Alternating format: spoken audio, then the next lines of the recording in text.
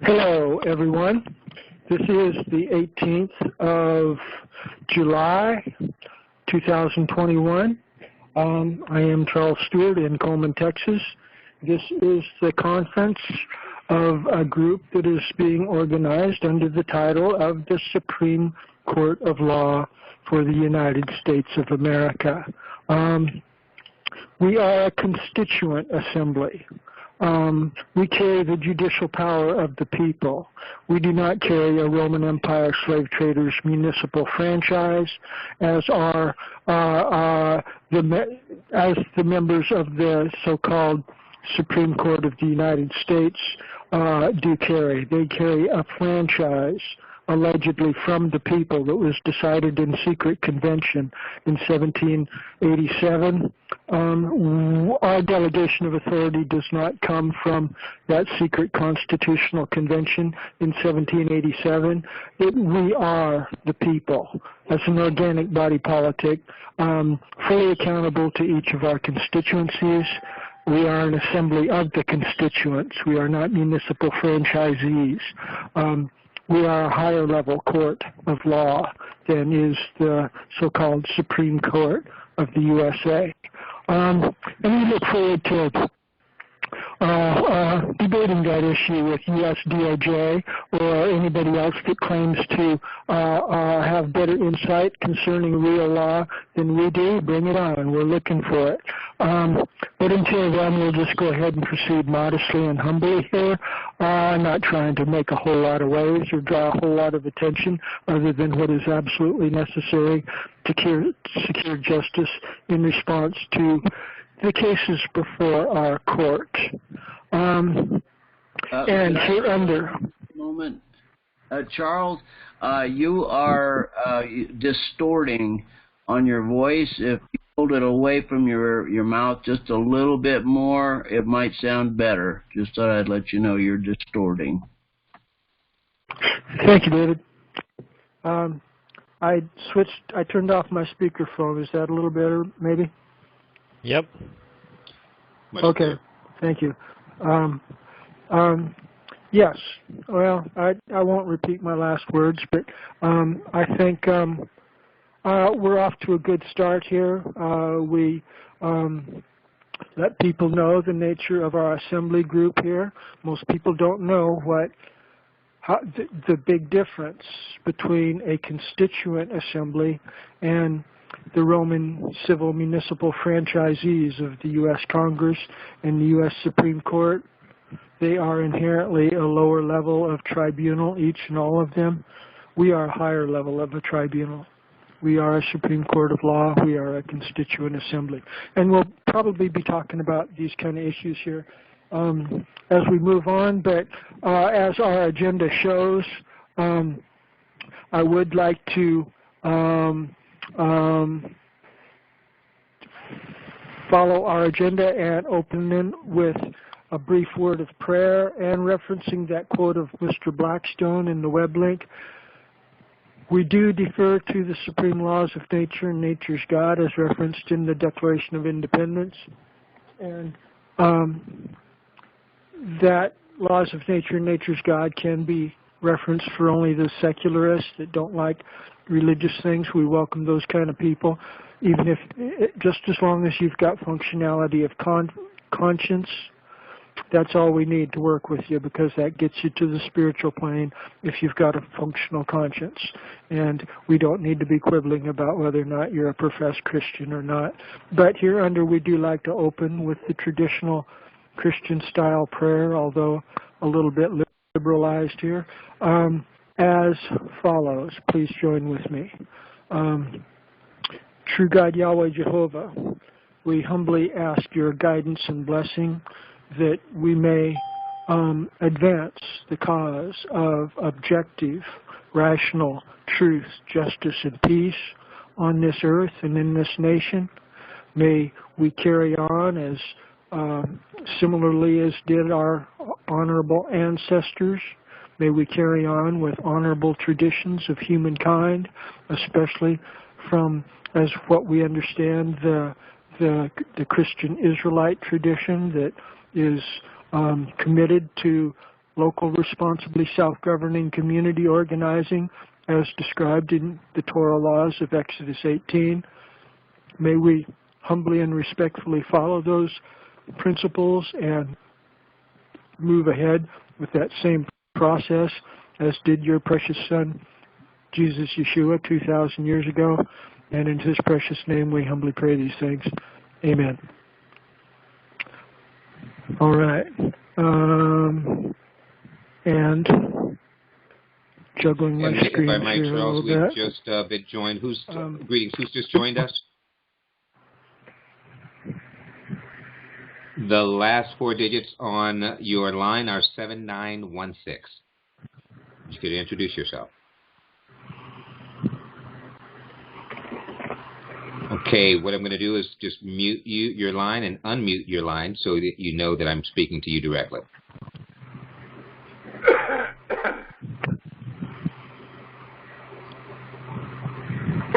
Okay, your line is now unmuted. Greetings.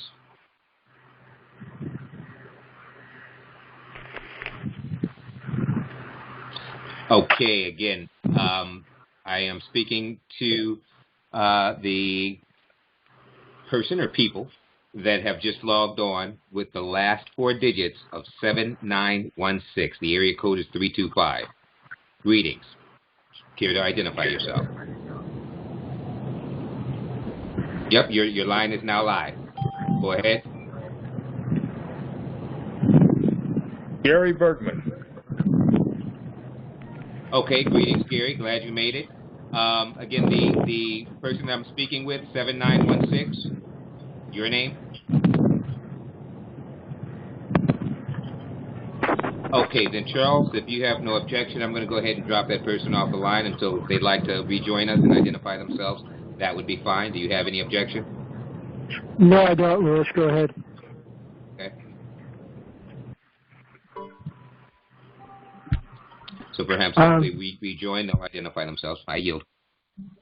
Yeah, thank you, Louis. We do like to know who's talking to us. It might be USDOJ, and we would welcome USDOJ. But please identify yourself, USDOJ, or anybody else that might be critical of what we're doing here. And I'm glad to see you join with us here, Gary and David and everybody.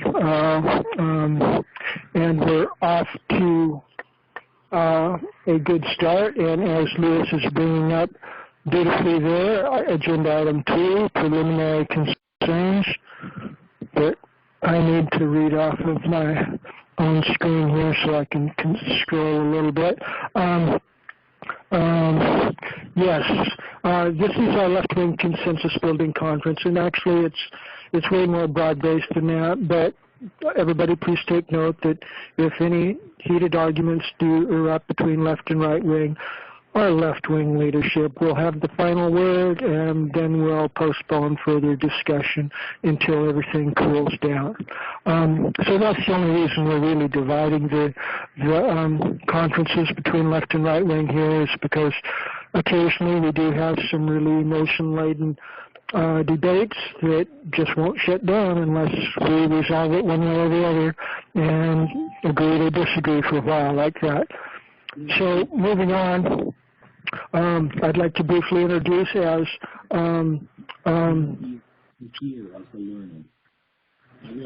do we have other people talking here? We're presuming that everybody here maintains qualified elector status. If the proper way to really confront somebody, if you think that they are advocating things, ideas, propositions that are really subversive and they're not being at all honorable in their motives, your trump card is to publicly challenge their qualified elector status. At that point, we'll do just what Louis did here a moment ago. We'll boot them from the call, because unless we can at least presume that people are qualified electors, then they're not really welcome here. We insist upon certain minimal standards of behavior and respect, and people that aren't capable of maintaining those, sorry, go find a mob someplace to associate with. We're not a mob. We're a lawfully self-governing community here, and we need to know who we're talking to, and we need to have assurances that everybody is proceeding in honorable manners. That being said, I do like to go through a formality of asking people if they have any new cases to be placed on our court's docket as we're starting out here. Anybody? Well, Hearing none. Identify yourself, please. Yeah, Shorty. Shorty in Missouri. You got a new case since we talked? Well, it's an old one, but it's coming back up again, you know. Okay, well, I've still got you on the agenda in our list of court cases. Why don't you give us a few details as we continue on down there after we get through our preliminaries here, Shorty? Okay. Just let me know when you want me up. I'll do that. Thank you, Shorty. Hello, Moto. Who's talking there? Did I hear a woman's voice?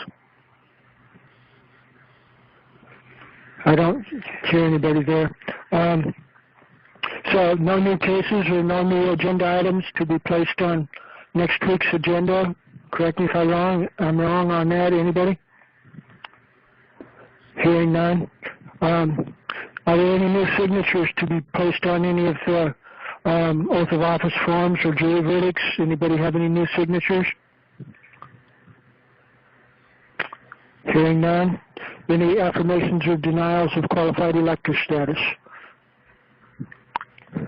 Hearing none. At this point, I'd like to go into an opening presentation, and I hear a train coming that hoots its horn for 60 seconds, so please let me close my door here briefly so I don't get drowned down by this stupid train. There we go. Yes, I wanted to open with agenda item 3.1 here and discussing our alternative currency project and our incentives program. And the first web link is to a video there that kind of gives some background on what all this is. But the second web link there, constitutionalgov.us, Treasury and Public Banking, that takes you to a web page where I've got a number of documents.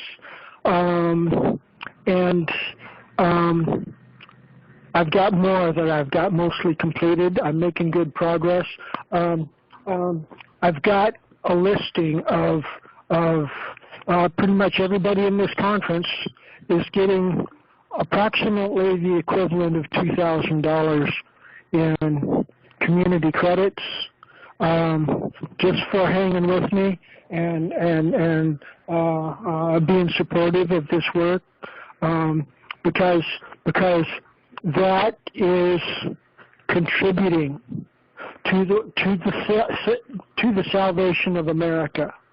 And there's other people with other groups that are getting similar assignments of credit that aren't closely intertwined with our group here, but as I deem appropriate, I'm just assigning these credits out of the people that, in my judgment, are contributing to saving America from tyranny and despotism. And I wish I had the page already posted, but I don't. But it's detailing basic people's names and where they're at and how they've got approximately $2,000 worth of credit. We're not really using dollars. What I'm denominating everything is the equivalent value of their contributions in terms of those contributions equivalent value in silver grams of silver, and right now the list price of a gram of silver is right under $30, and a troy ounce of silver is 30 grams.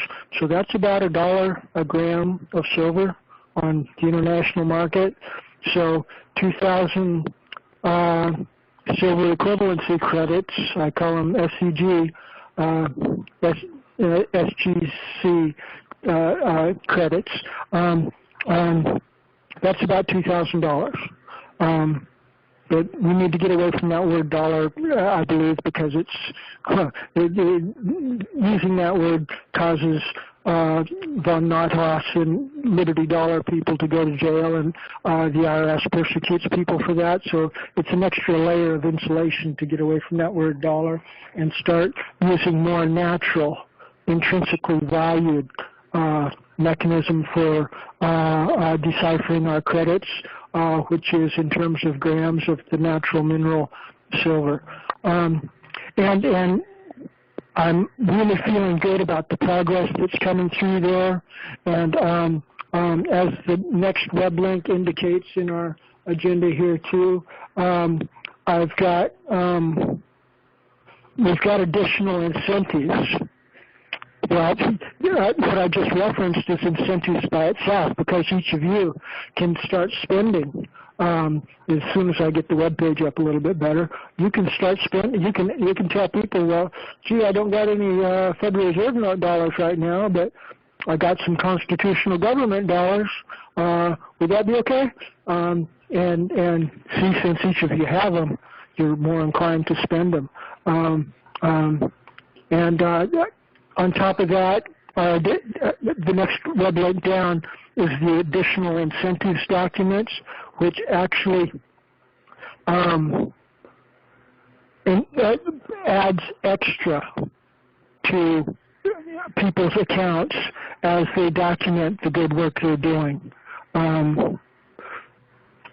Yes, it's much more explanatory. There is a web link.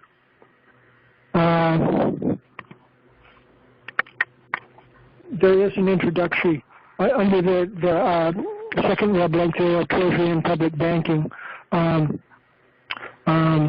There's another document. Where is that? Introduction. The introduction. Explanation. Yes. We've got an explanation of all common working class people on this earth will benefit from this open source alternative currency. And people don't even need to register an account. You can start using it because David Scheid or Lewis Hammond or Paul Nally assigned you some credits. And you don't want to do an account, that's fine. We're tracking it on the web page anyway. You just go in and you find somebody that'll take it, and we'll assign your credit to them if they give you something of value. It can be real simple like that. So I'm kind of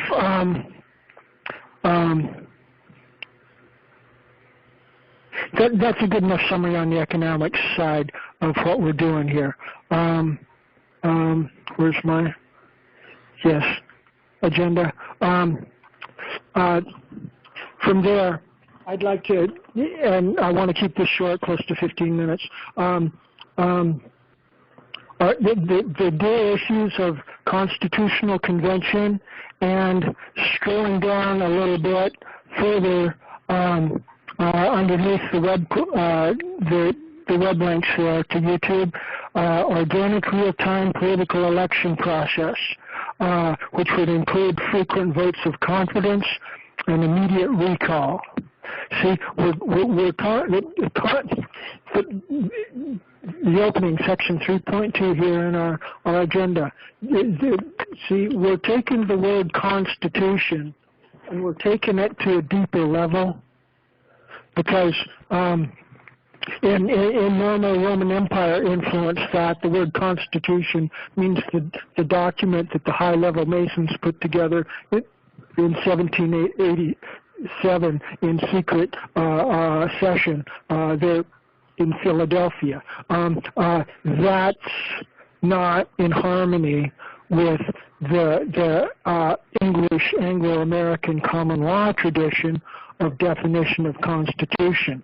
Under the true original Anglo-American definition of Constitution, rather than that Roman Empire definition of Constitution, the word Constitution inherently, logically, and reasonably means organic law.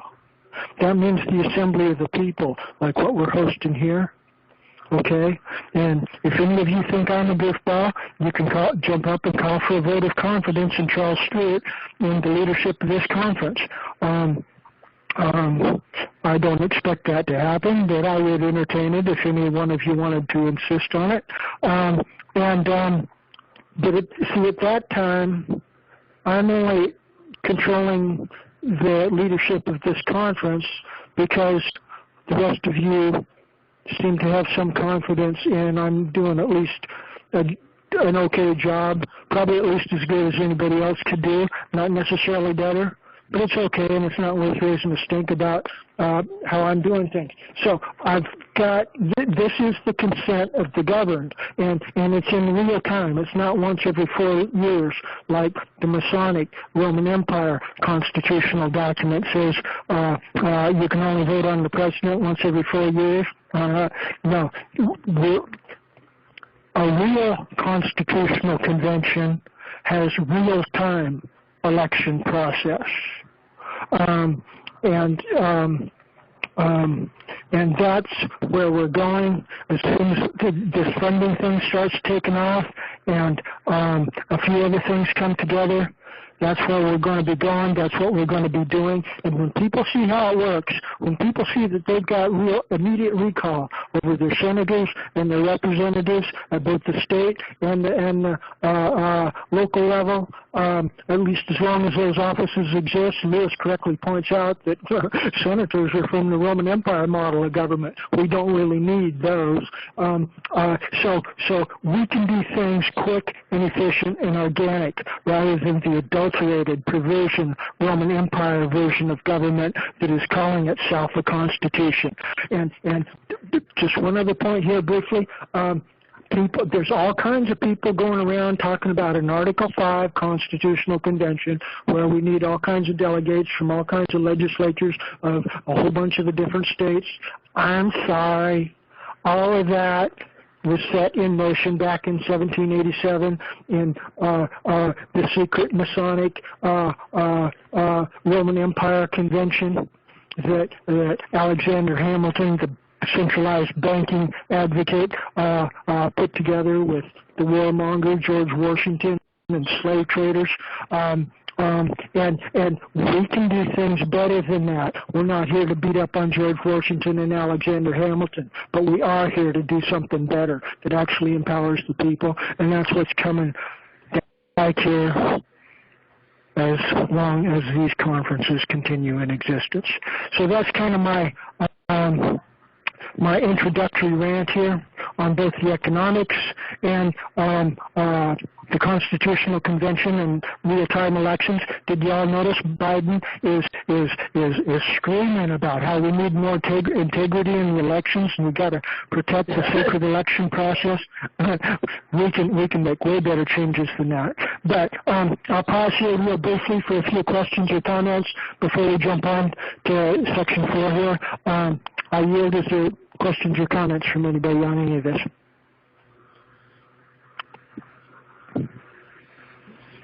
Well, at some point I'd like to talk about the money, but I'm going to just listen for a little longer. Okay. Thank you, John. I do think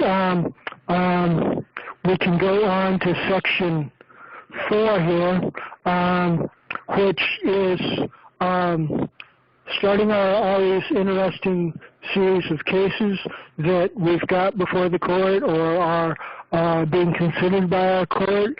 And our case number 1 is the one that Abraham Duran has graciously brought before our court, even though he seems not capable of joining with us here recently for a while. And the first 3 links are pretty much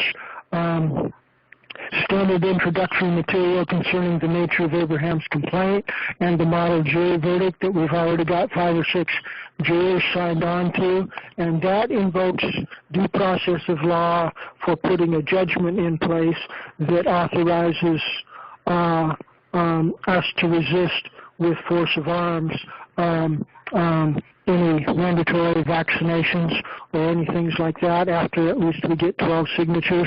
But Gary Bergman has recently been doing research with the German scientist that has been working on a class action complaint related to the whole massive fraud that's related to this coronavirus thing. And as Gary and I were talking about it on the phone earlier this last week or two,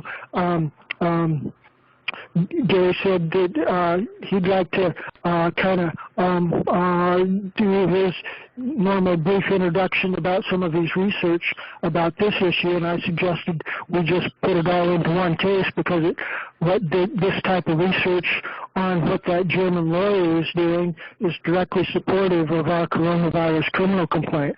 So at this point, I'd like to turn the floor over to Gary to introduce the research this German lawyer and medical professional, I believe he's also a medical doctor, and how all of this just is really, really, really making an ironclad case that this whole coronavirus thing is a big ugly fraud. It's not about the health of the common people. It's about engineering tyranny and despotism, and this German scientist and lawyer is courageously confronting them, although he doesn't understand common law to the depth I believe he needs. Anyway, Gary, would you like to go ahead and give an introduction to your research on what this German lawyer and medical professional is bringing to the table on this fraudulent coronavirus issue? Can you hear me okay? Yeah, Gary, you're loud. It's the first time I've done it on my computer here. All right, but this is off our last week's July 9th, our last show we did, and it kind of gives a brief, but then I got further stuff if I got time to go. But according to the American-German lawyer, Dr. Rainer Fuellmich, all cases of fraud in German companies are measured in comparison to the level and depth of damage that has been caused and continues to be caused to humanity by the COVID-19 regulations. And this orchestrated crisis, a German Corona Investigative Committee has been working tirelessly since July 10, 2020 to answer some important questions. And a large number of international scientists and experts testimony to find answers to questions about the corona crisis. And there's a lot of interviews now regarding his depositions out there. So the COVID-19 scandal should be prosecuted for civil damages caused by tampering and falsified test protocols. An international network of corporate lawyers and scientists are negotiating to the greatest case of all time, the COVID-19 fraud scandal, which has now become the greatest crime against humanity of all time. It is also called the world's second Nuremberg Tribunal. So now we have a group of German lawyers. A commission of inquiry into COVID-19 was opened to initiate an international class action lawsuit under Anglo-Saxon common law. Dr. Rainer Fuellmich has successfully won cases against Volkswagen and Deutsche Bank. Crimes against humanity was first defined in connection with the Nuremberg trials after World War II. Crimes against humanity are today regulated in Section 7 of the International Criminal Code. The three major questions to be answered in the context of a judicial approach to the corona scandal are, number one, is there a corona pandemic, or is there only a PCR test pandemic? Number two, do the so-called anti-corona measures such as the lockdown, mandatory face masks, social distancing, and quarantine regulations serve to protect the world's population from corona? Or do these measures serve only to make people panic so they believe without asking questions that their lives are in danger? Number 3, is it true that the German government was massively lobbied, more so than any other country, by the chief protagonist of this so-called corona pandemic? So Dr. Furemich is supported by the work of an international team of court judges, doctors, scientists, economists, entrepreneurs, experts, and business lawyers who will plead the biggest tort case of all time. The COVID-19 fraud scandal is the biggest fraud of the century. The lockdown was imposed when the virus was already retreating. There's already protection from the virus because of the cross our T-cell immunity. The most important part of our fact-finding, the PCR test, is being used on the basis of false statements, not based on scientific facts with respect to infections. The United States corporate CDC agrees with this, and he quotes directly from page 38 of one of its publications. Detection of viral RNA may not indicate the presence of infectious virus or that 2019 nCoV, the novel coronavirus, is the causative agent for clinical symptoms. The performance of this test has been established for monitoring treatment of 2019 nCoV infection. This test cannot rule out diseases caused by other bacterial or viral pathogens. Yes, sir. The tidbits that you're sharing there are enticing. I'm kind of thinking maybe we should just kind of put a wrap on it and maybe open for discussion about the implications of the work of Mr. Reinhardt and others that are trying to come together to address this massive fraud. Would that be good with yourself? Well, that's fine. I might mention that there's a total of 10 U.S. code violations that he's done on Dr. Fauci, and that it's been going on since 2000. And there's a good article out there you might want to get. It's the Dr. Fauci COVID-19 dossier. Okay. And it's written by Dr. David Mark. Okay. Your connection through your computer there is kind of breaking up, so we're only catching the majority of your words. There's parts of it that's missing a little bit. But, yeah, interesting that we've got actual U.S. code citations that's coming through this German lawyer's complaint. That would be interesting to go through those. But why don't we open it up for a little bit of discussion here, especially since your phone connection seems to be a little bit problematic over the Internet. Is that good, Dave? Well, yeah, and then what I can do also is I'm going to start this Friday with part 1 of my series, and I can send you the copies of the show, of our investigation. Okay. Okay, that sounds good, Gary. All right. Is there comments from anybody on the relevancy of this German lawyer's his own action to the action that we're doing, and how it all works together in what I believe most or all of us here believe is a righteous cause to stop this military police state that's being engineered for us under the fraud of the coronavirus declaration of emergency. Comments, questions on that issue, anybody? Charles, if I may. Oh, yes, please. I would like to know what jurisdiction this case is being brought in, or has it already been filed? I believe they're still doing the investigation, taking the depositions right now. Okay. Thank you. And Gary, I think I saw something about some kind of international criminal court or something was Mr. Reinhard was bringing the case in front of. Does that sound right to you? Yeah, I believe it's the International Court of Justice.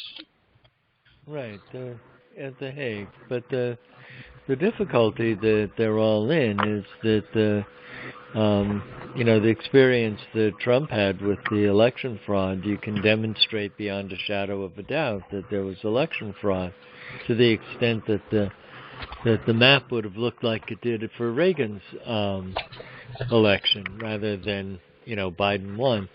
And getting the courts to participate in unraveling the fraud has proved virtually impossible. And even the state legislatures are having a real hard time getting anything to a point where the powers that be would allow it to be shown. So that's the problem that the FUMEC is involved in.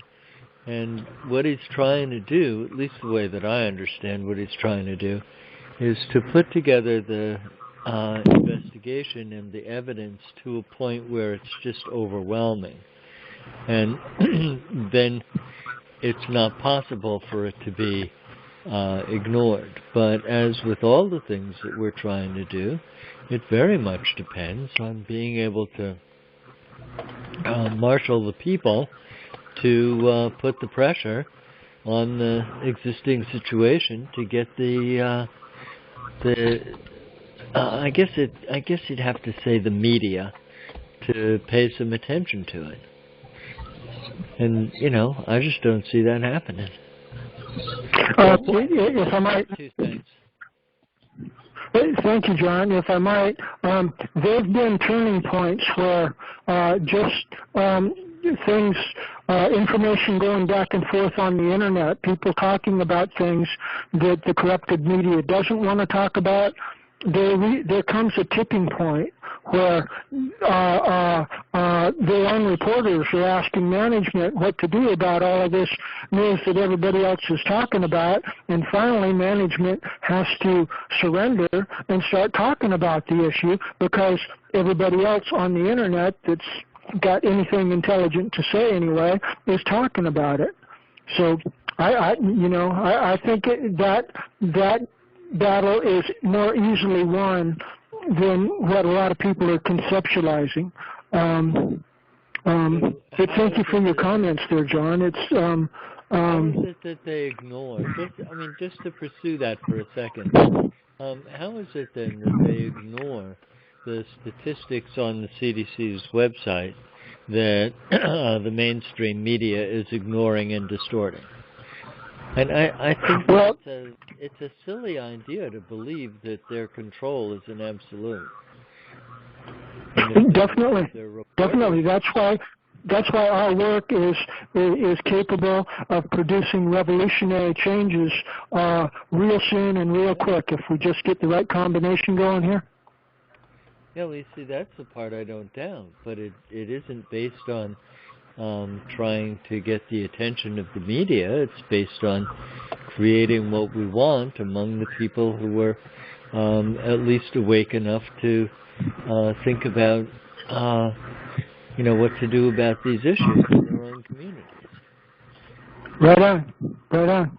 That's why there's a saying about from small acorns grow mighty oaks, and even though we're a small community right now, we're on to higher levels of judicial discipline.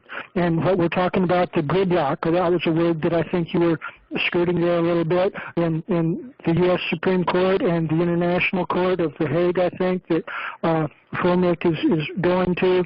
Gridlock. U.S. Senate, U.S. House of Representatives, gridlock. We can break through that gridlock. Everybody's tired of the gridlock. And when we start breaking through that gridlock with enough people that have eyes to see and ears to hear supporting our work, then at that point the whole enchilada will fall apart, and all of the goods and services and economic resources will immediately devolve to the people, and so will with the judicial power and the police power, the executive power. So I'm real optimistic that we're on the edge of some really good things here. And this coronavirus case may very well be the catalyst, that the vehicle through which we bring forth these changes. Is there further comments or questions before we move on to our next dual agenda item here? Excuse me, Charles, if I may take just a moment here. Who's just joined us within the last minute? You've just been joined by David caller. Clifford Walker from Brownwood, Texas. Greetings. Greetings, David. Thank you, and welcome. Okay, Charles, I yield. Yeah. Hi, David. Glad to have you with us.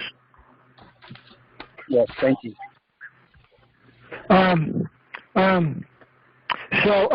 If there's no other questions or comments on the coronavirus complaint and the work of the German attorney there, last call for questions or comments on that coronavirus issue. Anybody? Hearing none. Right? Did I hear a lady's voice? I guess not. Huh? Is somebody trying to talk? You're kind of breaking up.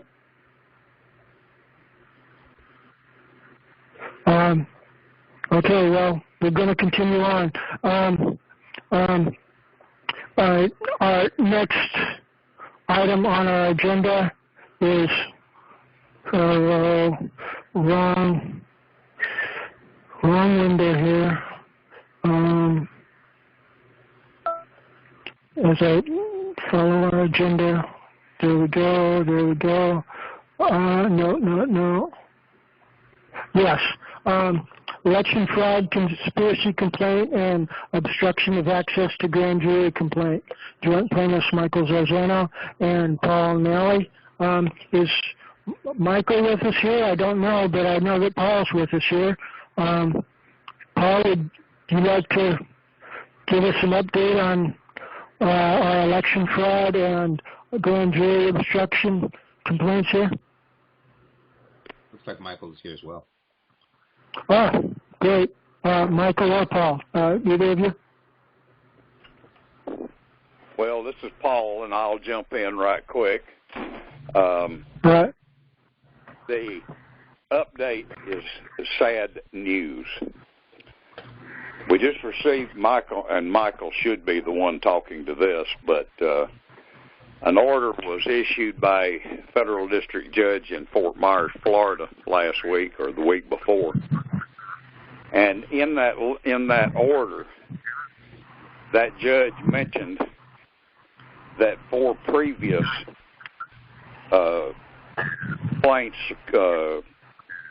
remonstrances, petitions had been sent to the grand jury in the Fort Myers federal court, and all 5 of them were being dismissed. Now here's the problem. A federal grand jury, and there is a ton of case law backing this up. A federal grand jury is an Amendment 5 court of inquiry. It is not an Article 3 court. Now that means that the foreman and his fellow jurors are all judges of a constitutional tribunal, and they are to be accorded all of the respect, the deference due to a constitutional body, which means that if you want to exercise your First Amendment right of petition,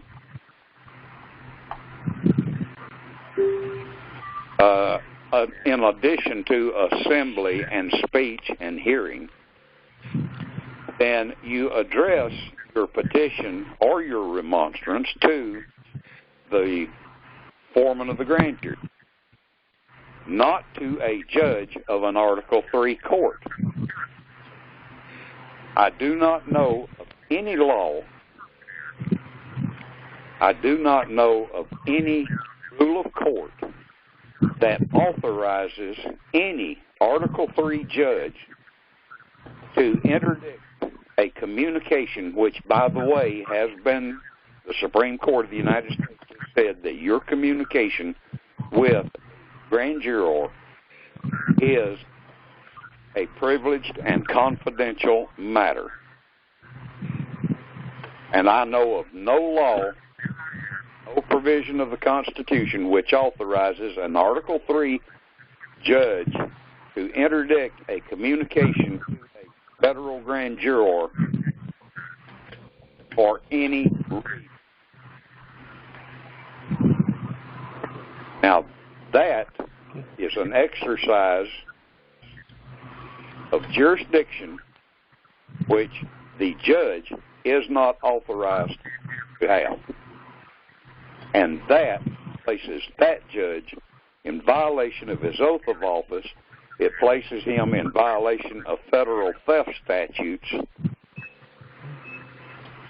and subjects him to dismissal, at the very least, dismissal from office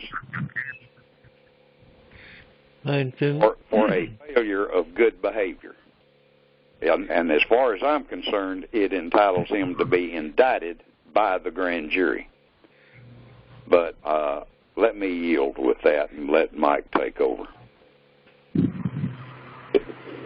Paul, if I may add one thing, they did not dismiss my case. They told me I had to pay a $402 filing fee. Well, you don't even have to file. You don't even have to pay that, because there is no rule that I'm aware of, unless you filed it with the clerk. Now, if you sent a letter straight to or a petition addressed to the foreman of the grand jury, then that's correct. Yeah. Then that is not a pleading filed in the court. Correct. I agree. Yes. So you're not liable, and I hope that you will read and approve my response to the judge in a few minutes. Okay. Shorty has a question. Yes. Charles? Anyway, can you hear me? Yes, sir. Yes. Yes, we hear you. Okay. How was the action presented in the court? Was it a court of record action or just a plain action under statutory law?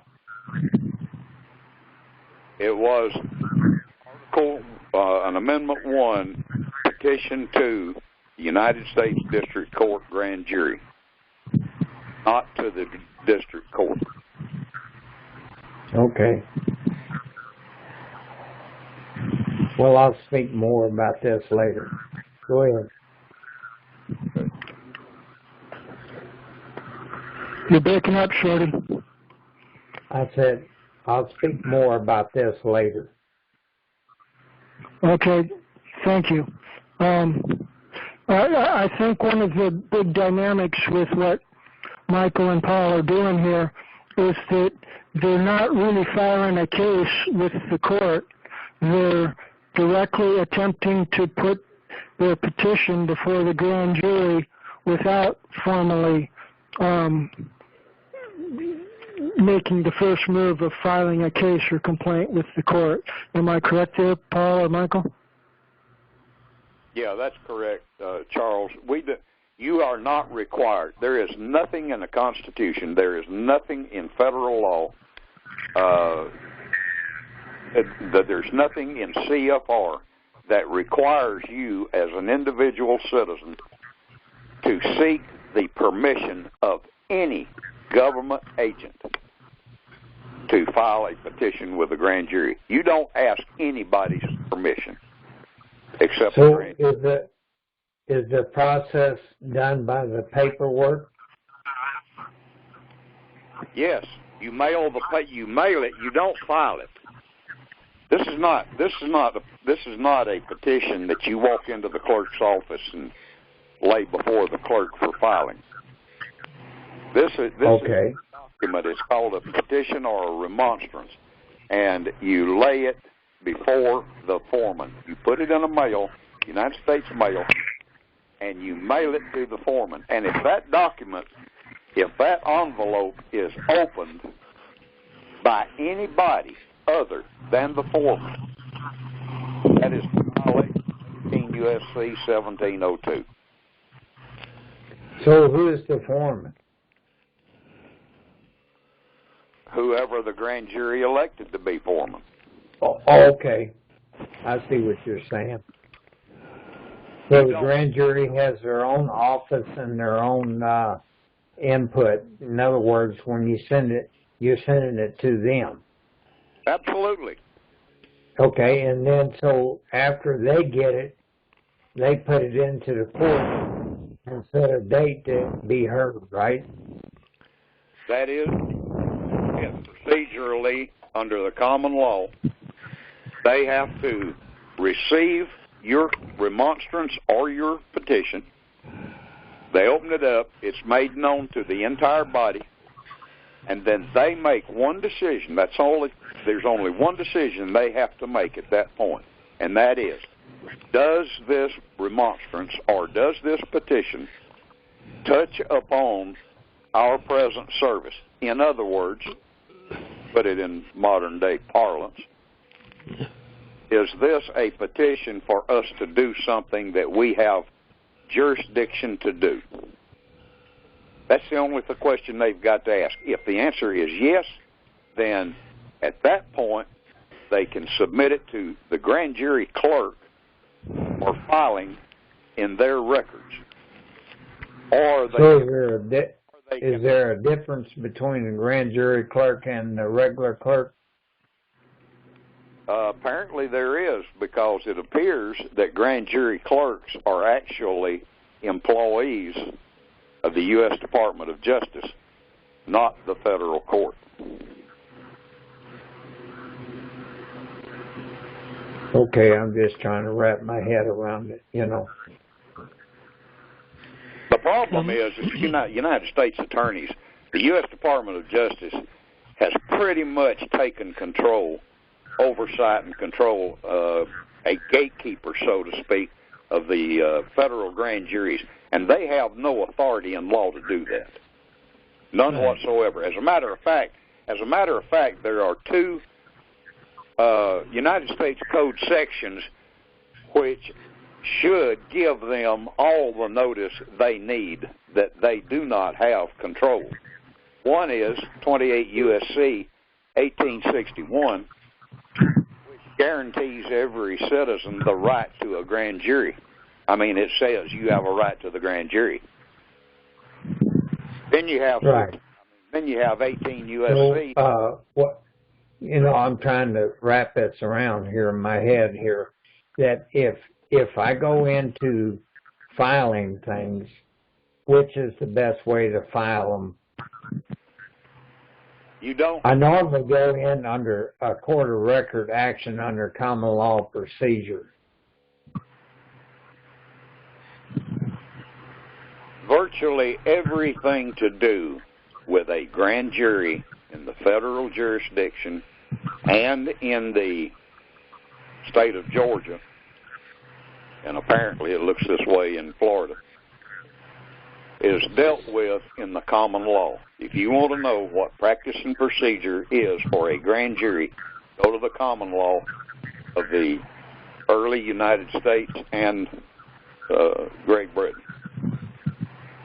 Now, sure. In the U.S. Constitution, there is arguably a way for the Congress to control a grand jury under the necessary... So when you say control, what does that mean? that means they can tell the grand jury, you can do this in this case, you can do that in that case, you can do something else over here, but they have not done that. Instead, what they I thought a grand jury or a jury just made a decision, yes or no, whether a case moves forward or that there's going to be action to this. Well, there's more to jury. There's more to a grand jury action when it comes to criminal matters, and there's more to it where civil juries are concerned. If you'll go back and read Justice John Jay's charge to the jurors, he makes it very plain that he understood, that the nation understood, that jurors, all jurors, civil, criminal, grand juries, it didn't matter, all juries judge the law. So the first thing they've got to do when they get something handed to them, yes, something presented in their presence, first thing they got to do is ask themselves, do we have jurisdiction to hear this? If we do, the next thing they look at is the law that is being presented to them. And then they've got to make a decision. The second thing they do is make a decision, is this good law or bad law? If it's bad law, we no-bill it or we return a decision. If it's a civil jury, we return a decision for the party who is the victim of a bad law. Now, it's right. It is possible that there could be a good law. And it is equally possible that a jury might find that even though it is a good law, it should not be enforced in this particular set of circumstances. That's when they get to look at the evidence. And right. They have to decide. I'll yield. Well, I'll try to wrap my head. But when it comes to going to a grand jury, keep this in mind. You mail it and address the envelope to the grand jury foreman. Nobody else in that courthouse gets to open that piece of mail, not even the U.S. Marshals. Your mailing, when it gets to a federal courthouse, your mail is picked up along with everybody else's mail and is scanned for explosives and biological contaminants by the United States Marshal Service. Only then is it disseminated throughout the courthouse to the people to whom it is addressed, except something going to a grand jury foreman. Any envelope today which is addressed to a grand jury foreman winds up inevitably in the hands of the United States Attorney. And they, like idiots, don't care about 18 U.S.C. 1702, and they'll rip that envelope open, and they will know what your business is with a grand jury, and they are not entitled to that. The case law on that goes back to 1795, and Henry Quarles and Butler is the case site. Yeah. Right. And I did suggest, if I might, that this is why we need to more directly confront those corrupted prosecuting attorneys and others that are causing the evils, the injustices. The executive departments of the states and the federal government are governed by Roman Empire slave trading municipal jurisdiction. And that's inherently oppressive of the people, and it uses deception and manipulation to keep the people disempowered. This is why we need to be looking at our constitutional documents in manners for a more fundamental empowerment to our grassroots people. See, the traditional grand jury process that Paul and Michael are moving forward with there is inherently designed to produce these kind of obstructions. This is why I've been emphasizing to Michael and Paul to do something more powerful than just the civil petition that seems to be what they're moving forward with here. The real due process of law, criminal jurisdiction empowerment in common law jurisdiction comes through a sworn affidavit of criminal complaint. It looks like the petition, Michael kindly pointed me to web pages here just this last week that is refreshing my memory on how Paul and Michael are moving forward with their complaints here. And it looks like a lot of it does mention crimes, but the document itself is not in the format of a criminal complaint. And unless you throw the hammer down, pound that stake in the ground, that you've got a criminal complaint here, a sworn criminal complaint from a flesh and blood natural. Who's interrupting me? Wait, is this Shorty? Yeah. Can you wait until I'm done talking before you interrupt me, Brother Shorty? Yeah. Sorry. Thank you. I lost my train of thought. Go ahead and say what you're going to say, Shorty. Well, a criminal complaint, is that called a trespass on the case? In other words, is there some kind of... you can use a number of words. Trespass on the case, I do like to use that wording. I forget exactly what definition it is, but I know it's powerful. But I prefer not to get caught up in fancy terms that you got to break open a law book to comprehend, because everybody knows what a crime is, and everybody kind of sort of knows the difference between criminal and civil jurisdiction, even though they don't comprehend the real significance of it all. But everybody knows that criminal jurisdiction is generally speaking more powerful because you can actually send people to jail through criminal jurisdiction. Civil jurisdiction only talks about money and stuff like that. So there's a lot going on there, and I don't like to be using a lot of fancy words. When common law due process, thank you, Michael. Thank you. There's way too much artificial, intellectual, derelict, egghead, fancy words floating around that disempower the common people. It takes the common people to where they just throw up their hands. They can't compete with all the intellectual eggheads having the intellectually inbred discussions here, so they just throw up their hands and walk away, hang up the phone. We here don't want to embrace that kind of philosophy. We need our grassroots people comprehending what it is we're talking about, and that's why it's such an open format here. And I hope. Can you repeat your words there, Shorty? I said that's why I'm asking questions to wrap my head around what we're discussing. You know.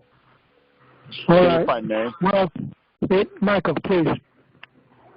Okay, if I may, Shorty, I would like to direct you to our website, and you will find a rich amount of information regarding the lawfulness and the historic nature of the grand jury and how it has been used in America up until about the middle 1940s, late 40s, even as far as about 1950. But you will find in 3 white paper essays on the website.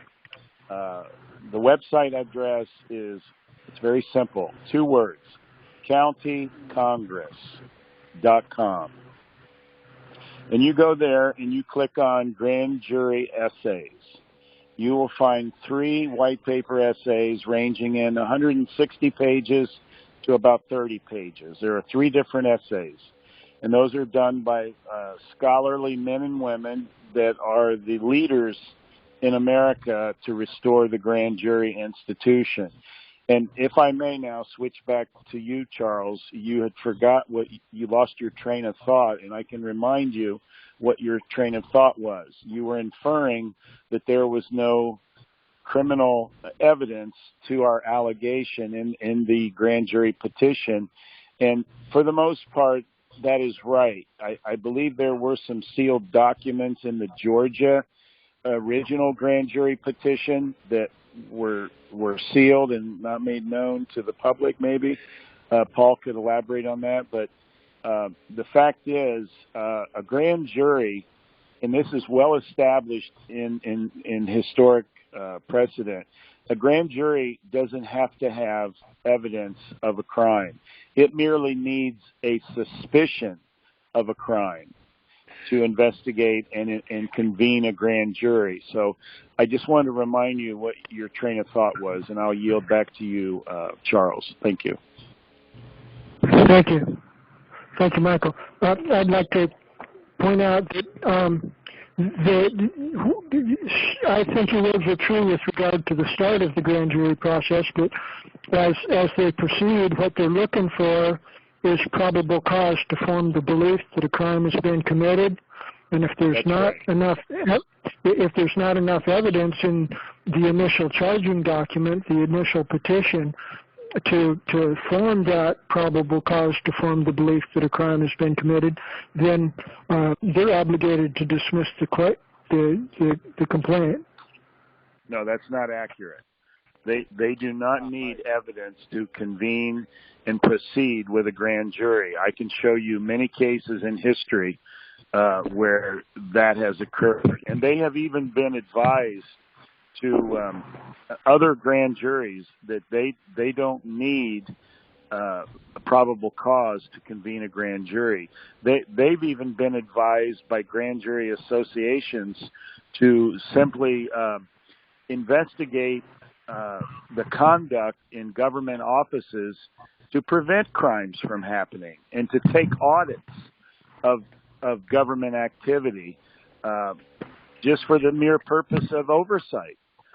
So okay, well, jury, yeah, it's a fascinating institution that many of us, including myself, have been ignorant of, and ignorance is no longer an excuse. We have. I yield. Go ahead, Charles. Well, if I might, thank you, Michael. The goal of the grand jury process is to come to a conclusion about whether or not there's probable cause to form the belief that a crime has been committed. And if they do find that, then they issue the indictment and it goes to a trial. But they're a preliminary investigative body, like what you said. And to start it out, yeah, they don't need the probable cause. I think that's how you framed it when you responded to me here. Of course, they don't need probable cause at the start. And I think your documents, your impulse documents, do establish that basic preliminary notation and request that they investigate.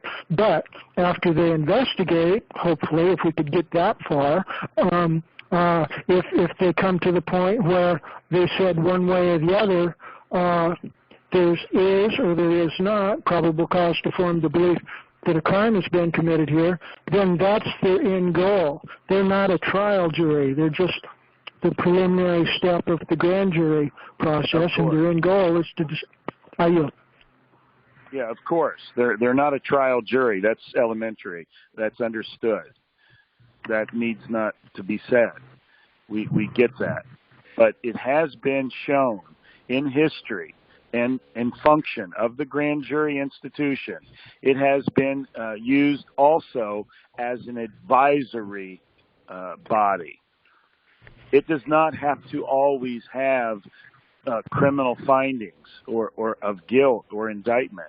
It can be simply used as an advisory body. And I can show you examples of that in law history to defend it. So I think we agree on that. There's no need to do a bunch of research to convince me. I don't disagree. There's nothing wrong with any group of people coming together to be an advisory body to any other group of people. That's part of the beauty of our American system of government. So I think we're on the same page there. But it's not accurate to say they must have probable cause to function as a grand jury. They can make a. I didn't say that. I didn't say that. I said their goal is to decide if there's probable cause, one way or the other. That's their decision-making judgmental process. And that's the conclusion of their process.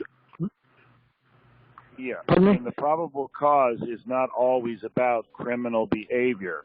It can be probable cause to give advice for corrective measures in regard to excessive spending or wasteful spending or whatever reason, abusive behavior in a certain department at a jail. There are many things that a grand jury can do and used to do. This was the sword and the shield of the people up until about 1940 to 1950. This is how our government got out of control. The grand jury was castrated. We, the people, have been castrated judicially. No. I yield. May I mention something? Yes. John. So maybe some of you will remember why Dick Cheney murdered Antonin Scalia. Sure, John. You don't. Is this common knowledge or not? I'm up to speed on that. I think at least a few others are. Antonin Scalia had confirmed that the grand jury had lost its way, and he characterized it as the fourth branch of government because it was the last refuge of the people for righting the wrongs. And because he had articulated that as not as the conclusion in a court case, and I don't remember the court case, that was impossible. So any thought that we're going to be able to do anything with the grand jury is problematic. Point of order, I would like to give a point of information to help the speaker. Sure. That case is Williams, United States versus Williams, 1992. Scalia wrote the opinion. And you're absolutely right. He galvanized the people's power and their weapon called the grand jury in that decision. I yield. Thank you. No, I'm glad somebody knows this. And where it goes for me is very simple. Why am I trying to get remedy from a totally corrupt institution by citing how corrupt it is? I mean, from my point of view, the only thing that is ever going to happen to change any of this is that we create the situation that we want, totally independent of and without any regard to the existing court system. I yield. Okay, if I may inquire upon the speaker. Yeah, his name's John Root, Michael. Yeah, John, how do you plan or propose to enforce any decisions in such a court that you described? I don't. I know that I can't. In other words, I'm not trying to do something which has been demonstrated over and over again to not work. What I'm suggesting is that rather than trying to correct the existing system, we ask ourselves, what is it that we want? And we go about creating what it is that we want together. And as long that's what as we I just asked you. I'm sorry, but I asked you a question about what it is that you are proposing to create, a court system that you want, that you desire. And my question to you is, how do you propose to enforce the decisions of your imaginary court system that you're proposing, that you're imagining at this stage in your mind that you want to create? When you create it, how do you propose we enforce it? Well, I mean, since the idea that we're working with is creating jural assemblies, and they have a constable, and they have qualified electors, and all the rest of it, the enforcement is inherent with. We won't be able to, until it's gained more currency, we won't be able to enforce against the existing system, but we'll certainly be able to create something that we want. And the enforcement, recedes into the background. You don't need to enforce against the peaceful people. Anyway, all I'm trying to say is that I've been, for many decades, I've been listening to all this. The thing that I cut my teeth on was the case at Columbia University against Barry Soetoro, demonstrating that he was a Manchurian candidate and had been brainwashed during the time that he was supposedly at Columbia. And we convened a real citizens grand jury. We went through the whole process, and we could get nowhere. We couldn't get coverage in the press, except, to say that we had done what the press did, which is their tactic, is they said that there was a grand jury, citizens grand jury, that was meeting to adjudicate this question about Obama. And they couched it in terms that we're all a bunch of conspiracy theorists and haven't got a clue what we're doing and don't know anything about what was really going on. And they didn't say anything about our evidence, about what we were actually doing, nothing. And I had the exact same experience in the Berkshires when I was working on the 9/11 Truth Movement. We had a front page article about us because we had 40, 60 people coming every month to a presentation that we made, usually a movie about 9/11 Truth, and they did a very accurate, straightforward article in which they mentioned absolutely not once anywhere any of the evidence that we were producing, just that there's a bunch of crackpots who are probably dangerous, sovereign citizen types who are promoting this conspiracy crap. It was, I just don't understand why we spend any time at all on this when we know that it goes nowhere. And the amount of knowledge that we've developed about how things went wrong should be used only to recruit people so that they can appreciate that there's an entirely different way of going about this. I yield. Paul, I think that you were trying to say something. Did you want the floor? No, not now. Thank you. Okay. Charles, are you? Thank you. Thank you, Lewis. Thank you, John. There's a lot there to unpack, and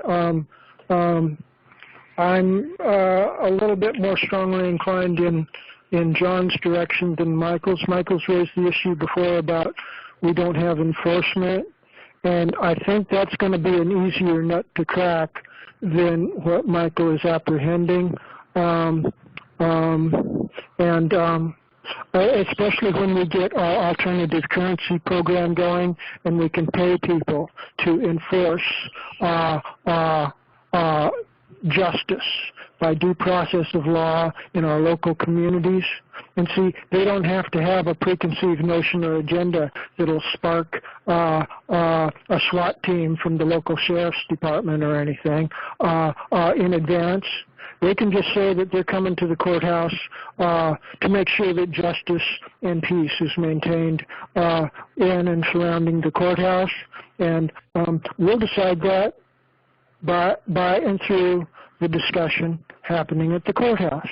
And whatever the court, fully informed, decides, we're here to enforce it. And they can just put a big ugly smile on their faces and have their little badges saying they're peace officers and deputy peace officers and they talk to the more normal sheriffs and police officers about, hey, do you got any objection to me being a peace officer here? I'm wearing the badge and I got a delegation of authority, from our justice of the peace over there.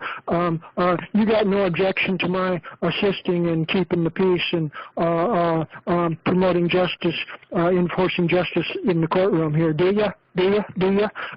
And at that point, the other cops will probably be going, well, no, okay. Or maybe they will. At that point, we'll have a whole other discussion. But we can digitize the picture. We can break it down into its smaller elements, so that our constitutionally lawful authority to bring in our people to actually be concerned about justice and peace instead of just Roman Empire slave trader enforcement here. We can win the intellectual debate. We've got the moral high ground. We've got the legal lawful high ground.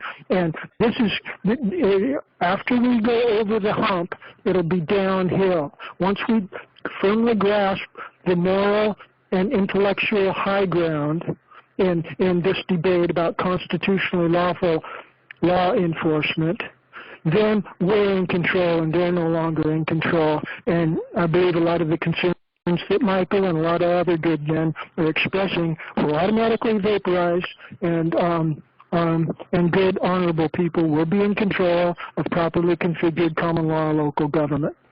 So I'm real optimistic about that.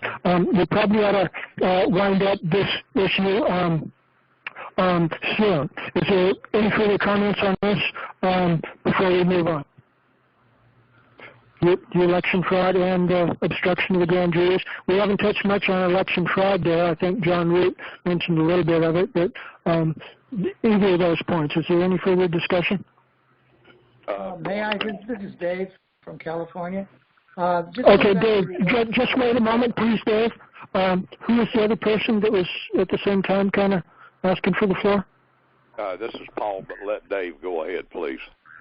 Okay, thank you, Paul. Dave, you've got the floor. Thank you, Paul.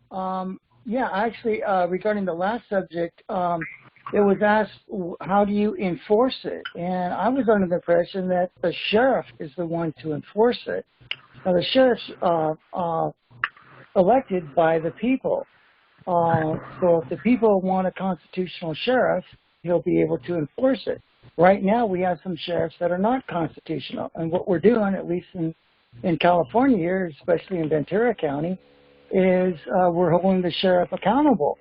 We have our affidavits going out there that, you have to, it's a notice to act, basically. You're going to act constitutionally. If not, you'll be removed. California's noted now for some of the recall efforts we have on some of the board of directors and county board of directors, and Governor Newsom, you probably heard about him too, going up for a recall. So the people really have the power to enforce it, and their remedy is through the sheriff. So please correct me if I'm wrong on that. I yield. Right. May I address I think Paul had the floor next, and who else was looking for the floor? Thank you. John. Besides Paul? Okay, Dave, in California, I would encourage you to study carefully your grand jury system out there. You have a two-tier grand jury system, and the first tier to which you can petition if you're having a problem with sheriffs or any other elected officials, I think that would be the place to start, rather than going to the expense of both time and money in doing a recall. Now, the first tier of your grand jury, if they find merit in your remonstrance, and they can notify the regular grand jury of your problem and suggest that grand jury inquire into your problem. I would hope that would help. Thank you, and I'll yield. Thank you. Thank you, Paul. I'd like to, I'm glad, I love Paul like a brother. He's wise in many areas, and he's got a lot of valuable experience, but him and I fundamentally differ on the usefulness of the grand juries. And the real political power of my humble opinion, okay, and I'm not saying my humble opinion anyway is what I'm saying. The legitimate delegation of authority in county government comes from the grassroots up. See, we've got citations saying that the constitutionally lawful form of county government is based upon the Anglo-Saxon county of England as it existed prior to the Norman conquest of England in 1066 AD. That form of organic constitutional traditional Anglo-Saxon, Anglo-American government decentralized the power so that immediate recall power was given to the leaders of the jurisdiction immediately under the county, shire level of government, and that would be the precincts, which are the 100 courts. Okay, so if you're having a problem at the county level, you can dismantle it and bring in people from your county jurisdiction that live in the various precincts that are already mapped out by the municipal government, but they're common law jurisdictions with their justice of the peace judicial officers not yet in place. There's frequently Democrat Party leader or Republican Party leader committeemen at the precinct level, but there's almost never a justice of the peace general jurisdiction judicial officer, and that judicial officer has authority. He has authority to have a chair in the county court, and all of the judicial officers from all of the precincts of the county, they make up the county court, the county governing body, under proper constitutional common law jurisdiction rather than the Roman Empire municipal slave traders jurisdiction.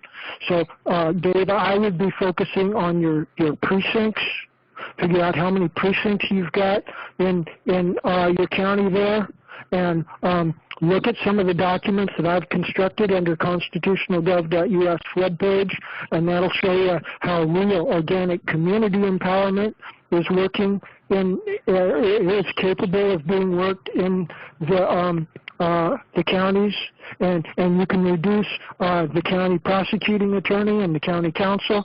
You can reduce them to babbling idiots because they've got a franchise from the municipal Roman Empire government of the state, and they have no legitimate organic constitutional authority from the people of the local counties in which they're working there. And I wanted to at least share my differing views on optimal strategy there from Brother Paul, whom I respect immensely, but I wanted to say that. I yield. If I may. Paul, yes. And this will be primarily for Michael's information. I have online the Washington Examiner today's edition, online edition, and the headline's reading, Arizona Senate powerless to recall electors, chamber president says. So that may be. I don't know Arizona law. They may not have the ability to recall. However, folks in Arizona need to understand that if their grand jury takes a look at this fiasco with the Maricopa County results, and if that grand jury finds fraud has been significant, then they can issue their order voiding the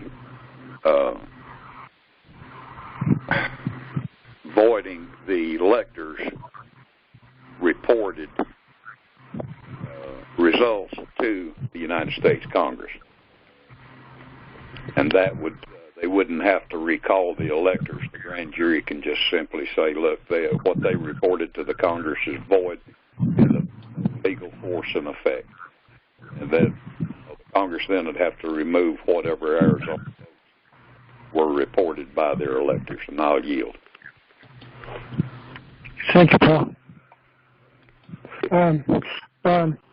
That's there's a lot of potential there. Yes.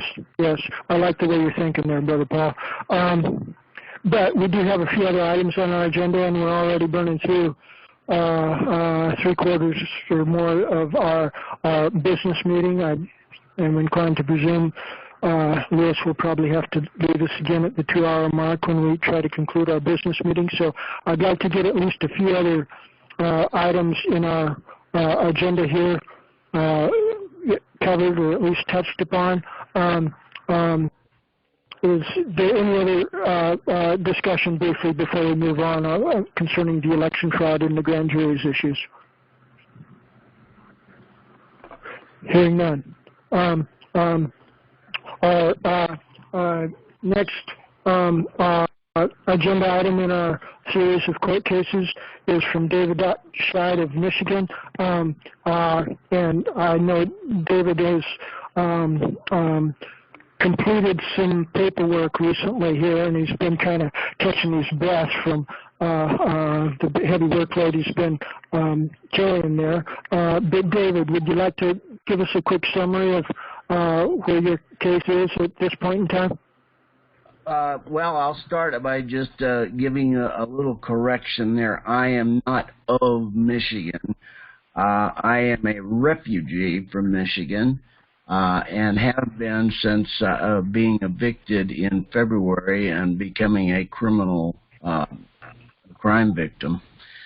I just this is kind of quick. I might just let everybody know that I filed that whistleblower Tom case, false claims under the False Claims Act in the federal court. I believe that the rule is that the U.S. government, even though they are the so-called defendant, which I have assigned the term common law term of co-trustee, it's in contract law and things. They are the co-trustee. I am the beneficiary. And they have been, this case was initially sealed by the clerk of the court. I filed an objection to that. I have not gotten even any evidence by way of docket sheet or anything else that objection has even been filed, but I was just going to let this thing play out, and it's already played out now for more than 60 days, and I believe that the rule is, according to a federal statute, that federal code, that they have 60 days. The United States Attorney General has 60 days to decide whether or not they are going to take on this case as themselves.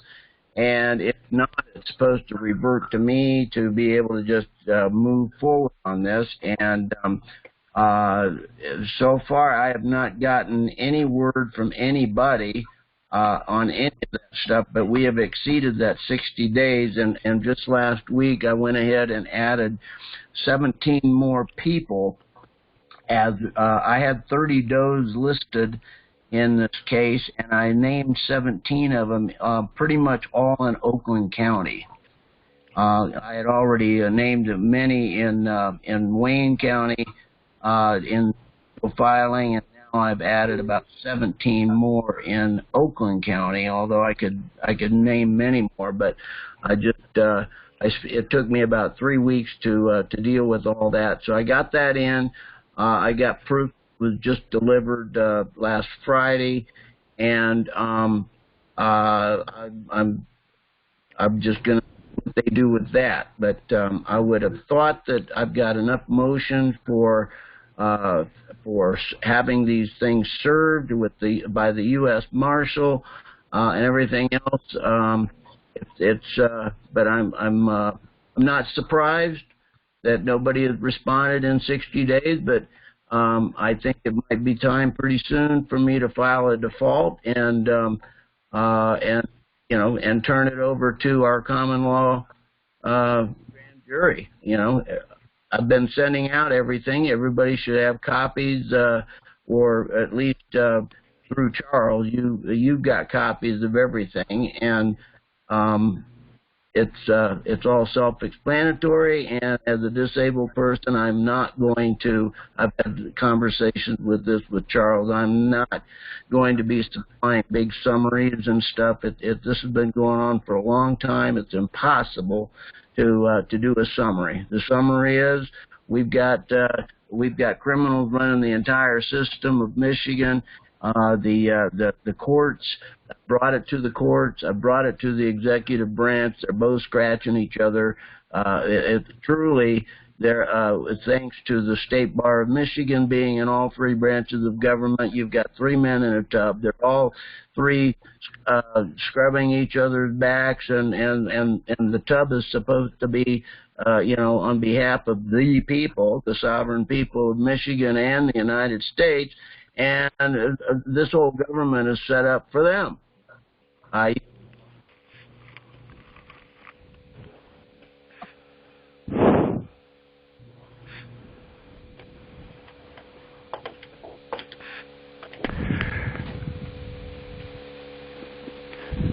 Charles, you may be muted. We're not hearing you. Will the honorable refugee from Michigan yield? I was muted. Go ahead, Paul. Thank you, Charles. Young man, before you abandon the statutory procedures altogether, may I recommend that you look carefully at the federal arbitration law, which, if I'm not mistaken, that's in Title V. And since you're not receiving any responses in a timely manner, hopefully, if you take advantage of the arbitration code, you will not receive any responses there either, in which case you will obtain a default arbitrator's award of everything you're asking for.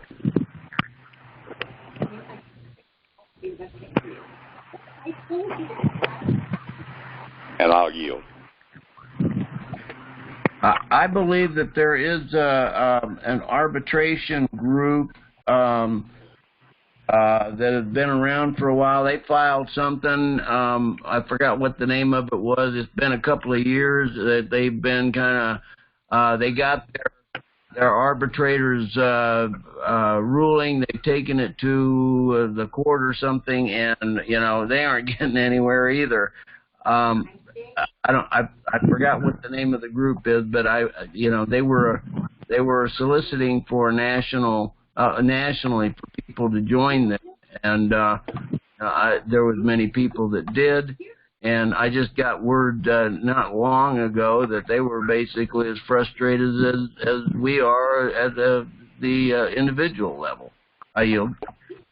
If I may, I believe the problem they're having is getting the Congress to provide them with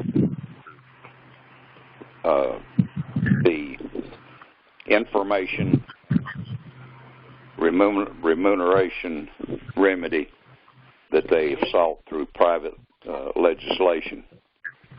However, Justice Kavanaugh 2 years ago wrote a decision for the Supreme Court of the United States basically saying that it did not matter whether or not a judge liked an arbitration award. He had no duty other than to enforce it if the arbitration was legitimate. So basically, if you were to get an arbitration award, then you could use that, number one, as a foundation document for placing liens upon those who have offended you. If you have sought to be exempted from the criminal statutes under which you're being persecuted and the arbitrator awards that, then you have a defensive document, which would have, in effect, grant you immunity from criminal prosecution. I'm just throwing out some examples there. So anyway, an arbitration award, thanks to Justice Kavanaugh's decision, has now become a preeminent defensive document for the American people against their federal government. But anyway, I'll yield. Well, it would be my view that arbitration, the word arbitration as opposed to mediation, is a legal term where the de facto considered arbitrators as people or organizations that have been certified as such. So, you know, I don't take it that what you're actually referring to is for this telephone call here, the people on it, to form an arbitration panel and come up with our own adjudication of some kind, you know, by maybe possible invitation for the United States, which is the co-trustees.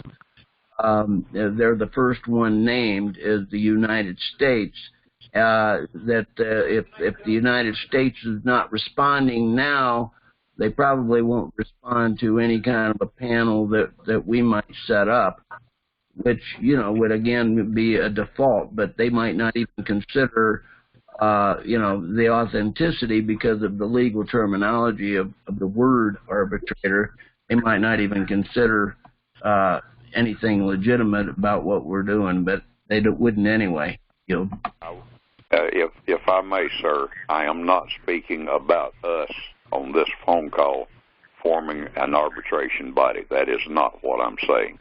I am saying go to a certified group who is in the business of arbitration and mediation, and don't get a mediator, get an arbitrator under federal arbitration rules. And I'll yield. Well, thank you for that suggestion. Yes, sir. Thank you both. I would like to just briefly register that I don't think arbitration, especially under the federal rules, is a good idea. I love you, Paul, but I think our justices of the peace, that any of us could fill the office of a justice of the peace in any one of our precincts all across the USA, and we would have equivalent lawful authority to bark all the orders and make all the judgments that any kind of arbitrator would have.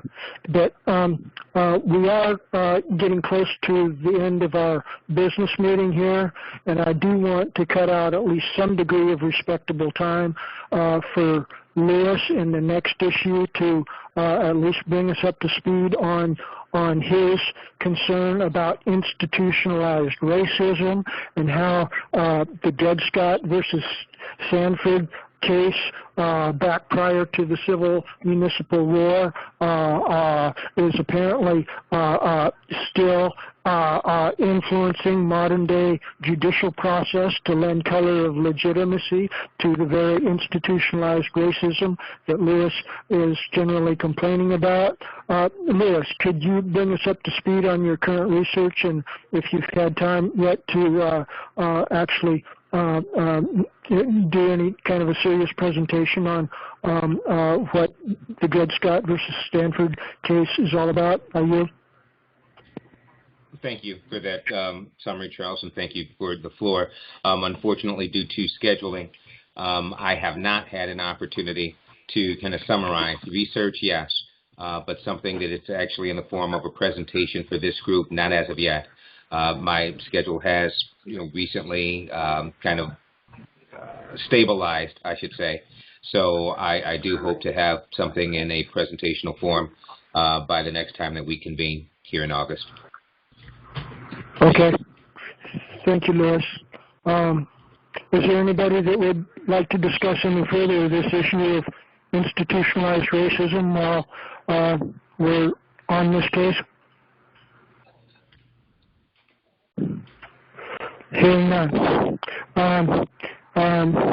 If we can proceed on to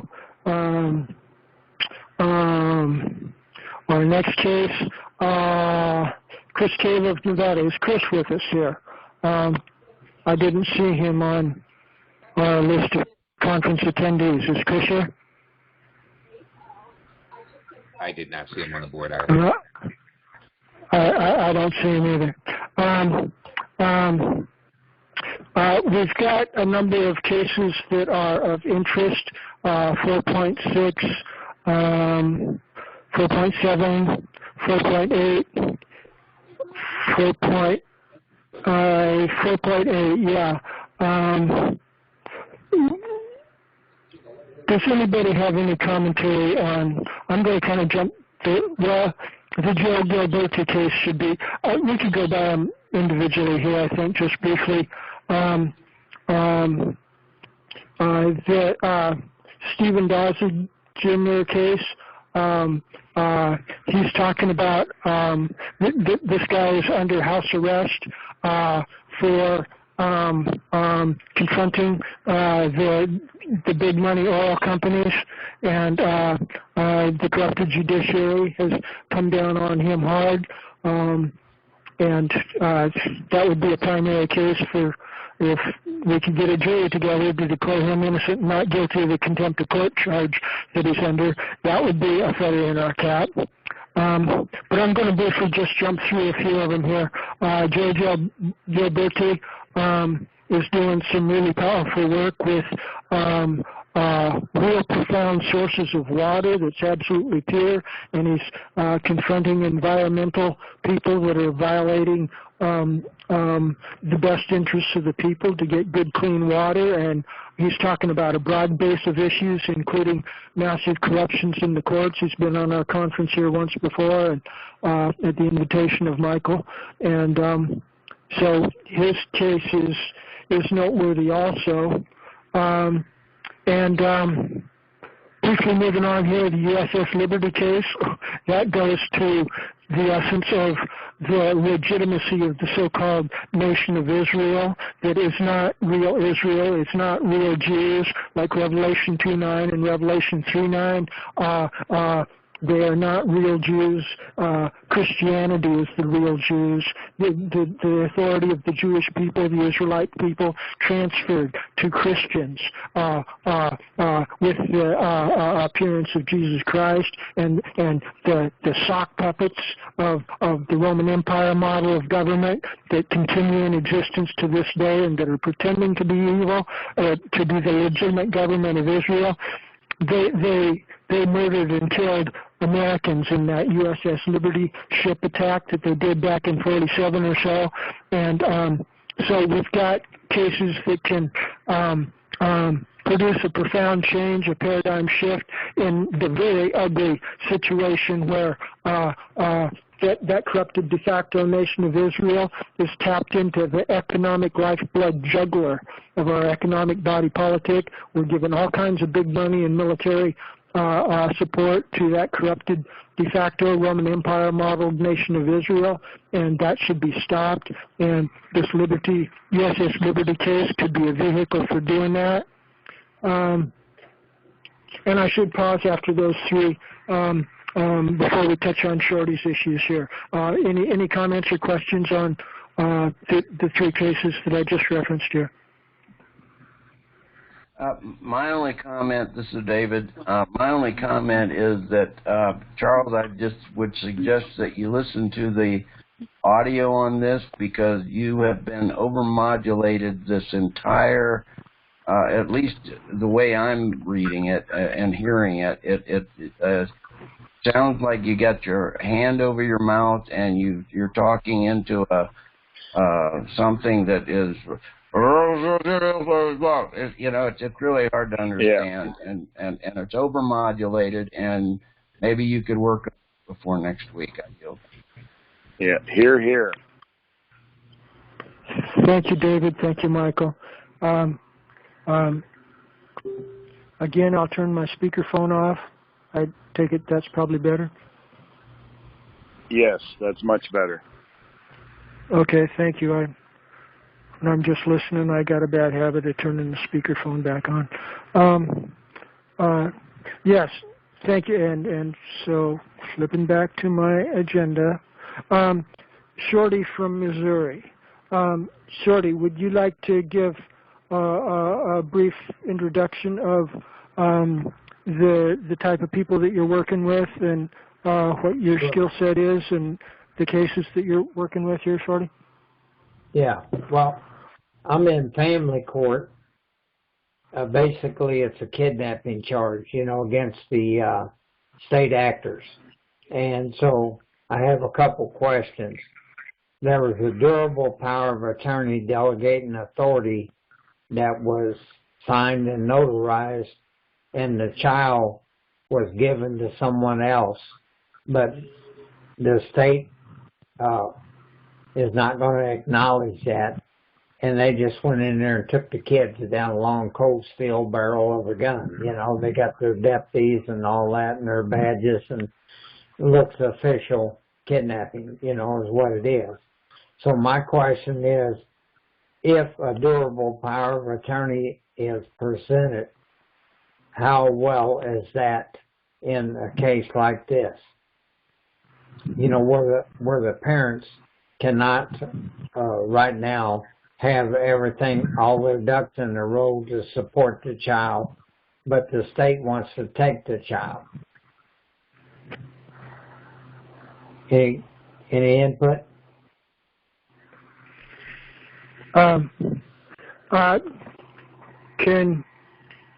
Let me turn off my speakerphone so you can hear me.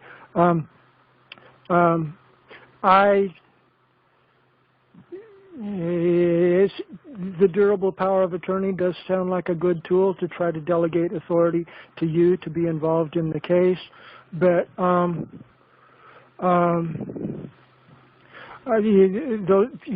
that's a military police state judicial process that you're looking at in those child custody cases, and sure. I would be looking for a mandate from the people, like from a common law jury, to try to resolve those issues, because that's really the most powerful tool in our entire toolbox of legal tools that we've got to try to bring justice to the people. So I wouldn't be thinking much about durable power of attorneys, but if that's the way you want to go, it does sound like one of the more powerful options that might be available to you there. I yield. Yeah, well, I plan on doing a counterclaim, and I'm going to bring that up, that this was brought up, and every action in the family rights arena is a mob action by fraud upon the court, all done under color of law. Well, if I might, Shorty, you need to file a sworn criminal counter complaint in the court record under their case number. And what Paul and Michael are trying to do with the grand jury stuff, everybody, if you really want to invoke the serious due process of common law, you need to file a sworn criminal counter complaint. Anything short of that, you're kind of just throwing marshmallows at them. But when you when you make the record with a sworn criminal complaint, that's a game changer. They got to take off their benevolent dictator hat and start giving some consideration of due process of law. Anyway, that's their clear, well-settled constitutional duties at that point. They still might not do it, but at least at that point, they've got you properly invoked their constitutionally lawful duties. See, unless you've got a sworn criminal complaint before their court, they don't got no constitutional duties to respect whatever kind of civil procedure that you're trying to invoke there. So I yield on that for a brief moment anyway. Comments, questions? If I may. Paul? Shorty, or I think your name is John. Shorty? John Liu? at any rate, I think there might be a couple of alternatives. One would be a federal habeas corpus and possibly a petition to a federal grand jury to inquire into the conduct of the state officials, including the judges, concerning their compliance with state law and federal law. Yeah. Well, you know, I'd like to discuss this more, but we're about out of time, so there isn't much we can do at this point. Well, we can take another minute or two here, Shorty. Yeah. Well, it'd take more than that, you know. Okay, well, maybe we can move it. The main thing I was wanting to know was the durable power of attorney is an authoritative piece of document from one individual to another, and the state ain't got anything to do. They have to acknowledge that. And if they don't acknowledge that, then you can issue an order to vacate any orders that they put up on that. And so, you know, the thing of it is they're going to issue an order to move, and then we're going to issue an order to vacate that. And then once we vacate that, then if they issue an order that's good in our favor, then we issue an order to grant it afterwards.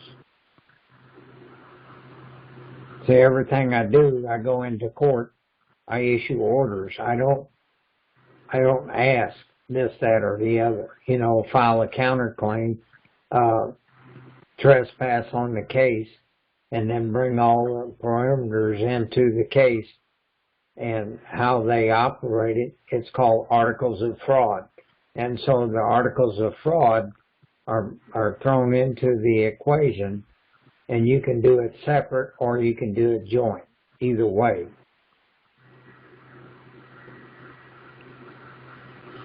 Every document I try to do under a court of record action under common law procedure, and then a court of record action, the judge is actually operating as a magistrate, which is independent from the tribunal, and he can't make a decision. So if he puts something out that says order, automatically vacate him. Yeah, if I might. Turn off my speakerphone. And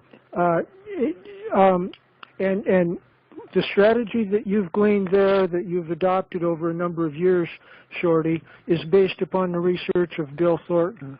Isn't that true? Well, Bill has been one of my teachers, you know, and I'm always looking for, you know, good input. And so what we had tonight kind of intrigued me to increase my ability to be a better litigator, you know. Yeah. This isn't just something home cooked that you cooked up yourself. Bill Thornton is one of the best constitutional law and due process of common law researchers available anywhere. One of the best. I've got problems with him because he's entangled in masonry, as he's admitted, but he does have very, very powerful insights, no doubt. And I really like what you're doing with the Thornton technology there. And again, with all due respect to Paul, I'm not fond of the Roman Empire federal court system. I deal with it right then and there. Better off, you know, doing what you're doing and maybe taking it to a court of common law jurisdiction like what we're doing. And I know we haven't accomplished a whole lot so far, but the potential is absolutely monumental. And there's a light at the end of the tunnel with what we're doing with organizing our own courts and our own judicial process, whereas trying to seek remedy through the federal or state Roman Empire court systems, I think there's no light at the end of the tunnel there. What little light there might be there is getting dimmer and dimmer and dimmer as this military police state is constantly being ratcheted up against us. So anyway, Brother Shorty, can we move on to other items on the agenda here? Yeah. Do whatever you want to do. All right, well, just briefly, are there other comments or questions here? Anybody?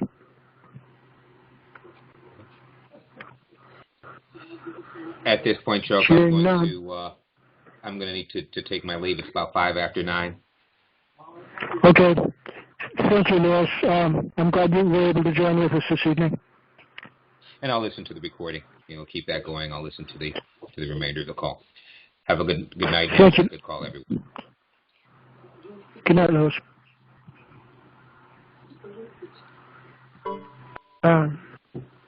And back without my speakerphone so you can all hear me.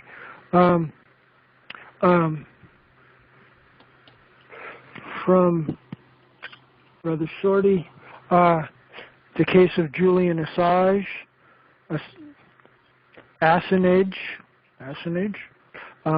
anyway, and I did like Paul's reference to habeas corpus. That's a real good suggestion in response to Brother Shorty's issue about CPS kidnapping kids. Habeas corpus is entirely appropriate, but I don't think, and habeas corpus in combination with a criminal counter complaint would be excellent formatting. But I don't think you should format it to just federal courts. You could include federal courts, but the manner in which I compose complaints, I compose them for multiple courts of multiple jurisdictions, one complaint. And justice delayed is justice denied. The first court that actually follows due process of law will take their judgment. And usually that'll probably be us. But anyway, Julian Assange is also somebody that needs habeas corpus. And we could do things like that real clear. And there's people working. There's current developments in what's going on with Julian Assange. He's got planetary-wide people supporting his work. And if we started doing cutting-edge jury verdicts in support of Assange, I can't say his last name, Assange. It sounds like Assange. Anyway, that would be real powerful for us to do eventually as we start getting more and more popular. Before I reference 4.11, I do believe if David Pritchard Walker from Texas might still be with us. I think I saw that he might have a few issues that he might like to talk about with us. David, are you still here with us? David Pritchard Walker? Are you here? I don't see you.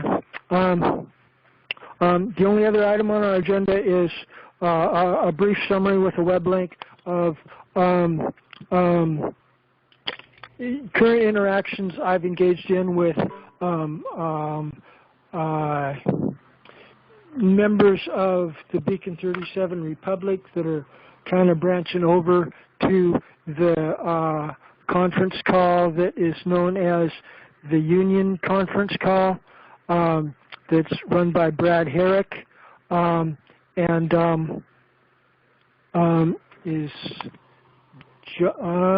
don't see John Root or it looks like we're down to just a few of us here. John Root's no longer with us either. But there's been some Brad and the people running that Wednesday evening Union Conference, they declare that they're there to preserve the Union, the Republic, for the welfare of the people, but they're almost exclusively focusing on the Uniform Commercial Code, and that's all they're allowing time and energy for. And I went in there and talk to them about really doing something serious to try to save the Republic, especially organizing our grassroots township and precinct communities in our proper counties. And there was a few sparks flying back and forth because one of the main groups there, the elderly fella, he's insistent that the Uniform Commercial Code is the only tool available that we should be looking at. And a little bit of serious heated disagreement erupted, and a web link to a number of files there is included under 4.11 in the schedule there. If you'd all like to look at that, that would be something related that might turn into a larger court case that would be before our court. And so at this point, it looks like our number is dwindling here a little bit. I think we should turn it into open discussion. Anybody that has anything that they would like to talk about is welcome to assume the floor at this point.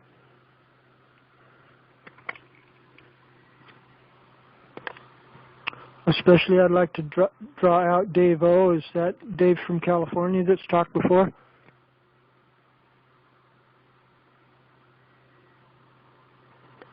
Or maybe that's David Pritchard. I get confused. No, Dave O. Massachusetts. Pardon me, who? Hello, can you hear me? Yeah, I can now.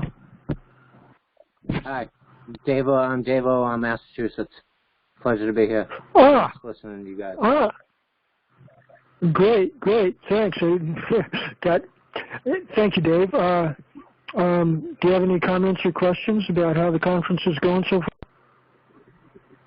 I love listening, and it was as much information as I can get. I just like a sponge trying to soak it in. All right. Well, I like to think we're covering some important issues. Let me turn off my speakerphone. So, yeah, I like to think we're covering some important issues. And although we don't have a whole lot of people involved in our conferences right now, and we're not causing any major upsets in the evil empire human meat grinder machinery yet, I like to think we're on the edge of producing those kind of results. And I do sincerely believe that some of the documents and strategies that we're working on here is going to bring about those profound changes really, really soon. And so I'm glad for people that hang with us, even though we're a small group here, because you guys are ahead of the curve. You guys are the people with eyes to see and ears to hear. And my life is dedicated to producing meaningful, tangible results for good people like you that I love conversing with in these kind of conferences. So, but looks like we're down to about 4 people here. I'm willing to hang around and discuss some things more. There's a broad base of issues that I'm sure we could discuss in more detail when we're not constrained by time and trying to follow our agenda. This is the more relaxed portion where we can go chasing rabbits and talk about details of the issues that we didn't really have time for earlier. So would anybody like to bring up anything that's at all related to our general mission statement here? I yield.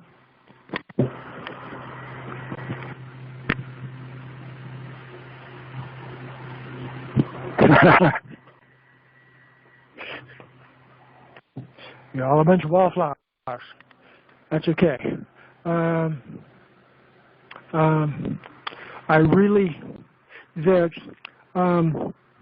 Let me briefly consume a little bit of doing a end of show, a little bit of a rant here.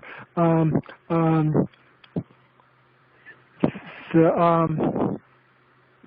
earlier introduction under 4.2 and 4.1, or 3.2 and 3.1, where I was making my opening presentation on alternative currencies, and then 4.2 on constitutional convention issues, which is touching on a real-time organic electoral process. The real game changer is going to be when we've got spokespeople for our 12 super states. See, that's decentralizing the American national common law power down to individual political subdivisions, individual constituent elements. And each of those individual 12 superstate constituent elements is further politically subdivided down to the mini-states, and they're under to the super counties, and they're under to the mini-counties, and they're under to the precincts, and they're under to the townships, and they're under to the individual households.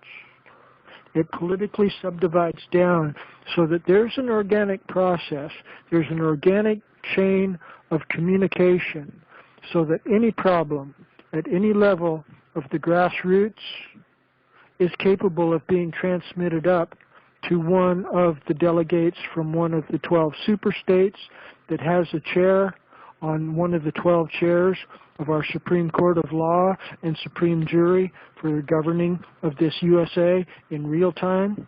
And we can issue warrants in real time to stop executive officers from doing things or to actually arrest and promote, arrest bad guys or promote agendas of, like blocking roads or taking over the Federal Reserve System or something like that. We could issue a warrant of eminent domain to take over all 12 Federal Reserve Bank buildings. That is within our lawful authority. I know it would be a tall order, but it is within our lawful authority. We have humongous lawful authority here that almost nobody seems to recognize. But as long as these conferences are going, we're going to continue making progress towards it. And I look forward to working with you all in promoting that kind of a real-time, organically, grassroots accountable society. Comments and questions on that little rant?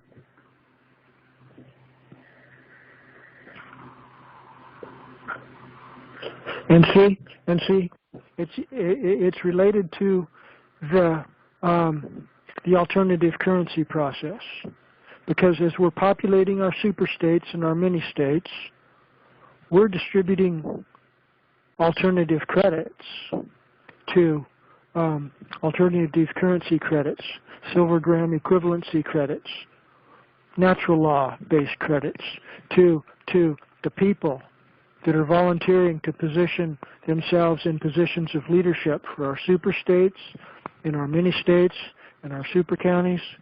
Those people deserve credits in our alternative economic system. And when the light bulb goes on in people's minds that hey, an alternative form of government here is being engineered that's seems very accountable, even though they don't have many people joining with them, but they're also issuing a type of a currency here, and they've just given me some currency because I'm kind of throwing in with them a little bit, and by golly, I could try to spend that currency somewhere. Everybody's tight on money, and that would be a good option. And it's a marketable product, because even though we don't have many people, what we're talking about is really, really, really good. We're talking about grassroots community empowerment and responsibly self-governing. And even if people don't think they will ever get anything economically for accepting our currency from some of the goods and services that they're given to us in exchange for our currency, they can feel good before God that they're doing something right to help out a group of people that is also trying to do something right. See, our karma's clean, our spirituality's clean. We're doing good work. And when people see our alternative currency and credit system. If they're all concerned about honorable government, they should be jumping on board with us, because we're talking really, really, really good talk, and we're actually making some progress in moving forward to actually accomplish what we're talking about. So I think chances are really good that this alternative currency and this real-time election process, once that gains traction, boom, okay, we're going to be on the downhill side of taking our country back. So anyway, there under comments or questions? Are you?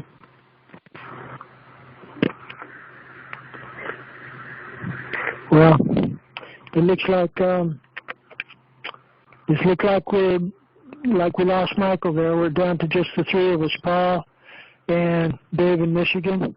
And we're at the 2 hour and 20 minute mark here. I love you guys that hang on a long time with me here. But I kind of run out of steam after a while just talking with myself. Any of you have any comments or questions? Paul, do you want to nitpick with me about whether or not we should trust the federal civil municipal government or look more towards our grassroots common law jurisdictions? Or Dave, do you got any follow-up, either of you, anything before I'm thinking about kind of putting a wrap on it here, either of you? Yeah, that's fine. I think I'm going to go too, but I just wanted to say thank you, and this is Dave O. on Massachusetts, not Michigan. Massachusetts. Thank you, Dave O. Yep. Yeah. I hear you. Thank you. Love having you. Charles. All right. Take care, Dave. Yep. Thank you, Charles. Thank you. All right. Hey, Paul, you still there?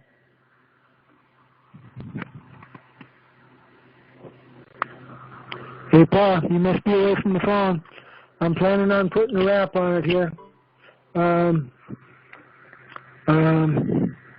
Yeah. Let me stop the recording. I love working with you, Paul.